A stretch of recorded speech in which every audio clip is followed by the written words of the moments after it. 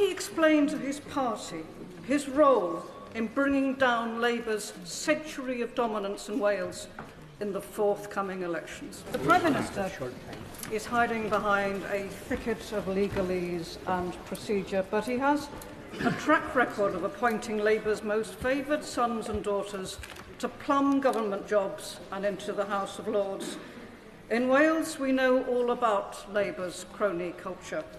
Who could forget UK Labour's favourite First Minister, Vaughan Gething, propped up by number 10 in spite of dodgy donations and now tipped for a peerage. But the timing, Mr. Speaker. How will he explain to his party his role in bringing down Labour's century of dominance in Wales in the forthcoming elections? Prime Minister. Well, Mr. Speaker, I'm addressing the question today about the process in relation to Peter Mandelson. I've set that out in some detail to the House and answered a number of questions.